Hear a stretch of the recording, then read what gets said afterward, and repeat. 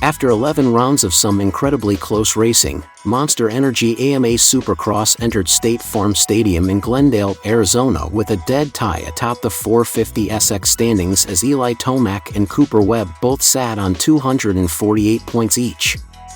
If that wasn't enough, Glendale was also a triple crown which provides 3 racing opportunities on the evening with the best overall score claiming the victory.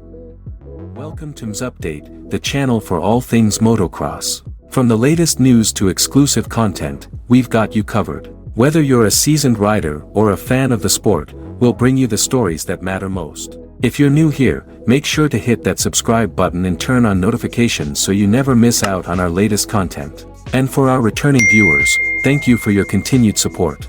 And please support me by sending a little super thanks.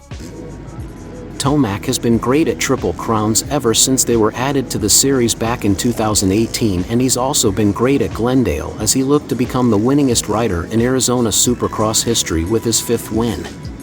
Webb was looking to right the ship as he had usually struggled in Glendale in the past, but we also almost always raced Glendale within the first few rounds, so perhaps it being later in the season would change things up.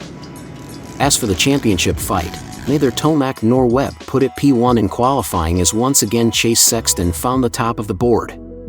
Sexton entered Glendale 22 points down in the championship, which all but puts him too far out, but if he could win Glendale, it at least would be a talking point of if he could sneak back into this thing. Still though, the focus seemed to be firmly on Tomac and Webb heading into the night show.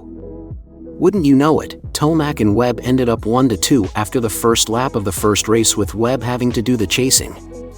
A small gap that Tomac had opened up on the first few laps ended up being the difference as Webb continued to close down slowly, with Justin Barcia also bearing down on him, but Tomac kept that gap steady.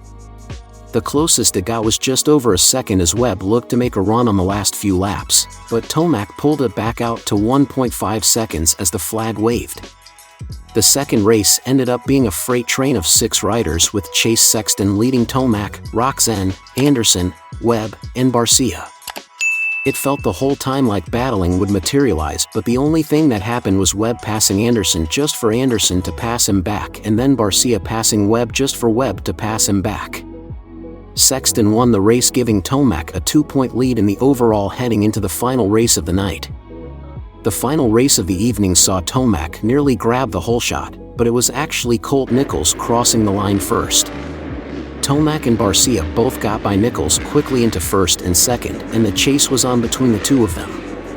Even with Chase Sexton settling into third place behind them, it was still just Tomac and Barcia running nearly nose-to-tail for the entire 12 minutes.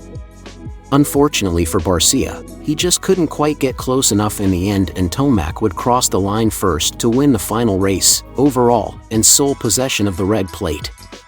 "The key was the starts for me," said Tomac. "The way this track raced, it was very important to be up front, as it is every race, but this one in particular. It was really high speed. It was one of the drier, more hard-packed tracks that we've had in a long time. It was cool. It was a change-up. All 3 motos were pretty solid there. Had a lot of pressure in Moto 1 and in Moto 3 for the ones I won. And obviously Chase rode really good there in Moto 2. This was good for me. My first 2 Triple Crowns this year were not good at all. I crashed in both those events. I came into the day just focused on trying not to crash in one of these motos." Sexton and his 4-1-3 scores did enough to earn second place on the night, but he also claimed the Triple Crown championship as well based on his win at Anaheim 2, and second place finish at Arlington coupled with tonight's second place result. The trophy is nice, but the lost points again to Eli Tomac likely signals the final nail in the coffin for Sexton's title hopes this year, as just 5 rounds remain, and he now sits 25 points down. But the positives are he put 3 complete races together tonight and had no crashes or odd moments to speak of. It's definitely cool. "It's another trophy I get to put in my house that's a little bit different," said Sexton. "I mean, I was good in the Triple Crowns this year.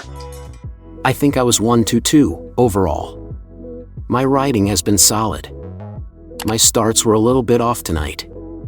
But overall, I feel like my riding was good. Starting to feel better back on the bike again.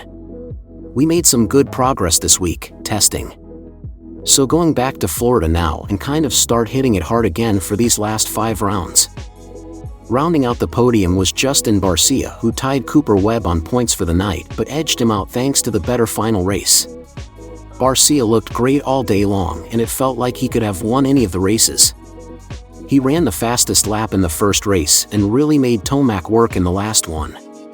If Barcia doesn't win at least one race before the season is up, it won't be because he's not fast enough. Webb finished up his evening in 4th place, which was crucial for championship implications as he loses 7 key points to Eli Tomac. Atlanta will now need to be a rebound for Webb to stop the bleeding as Tomac took a big chunk tonight in Glendale. At least for Webb, he also could hang his hat on the fact he was right there the whole way through, and the starts and battles didn't just fall his way on the night. But now the series heads all the way back east in 7 days for the Atlanta Supercross at Atlanta Motor Speedway. It's one of the closest home races for Webb, who is from North Carolina, and it can't come at a better time.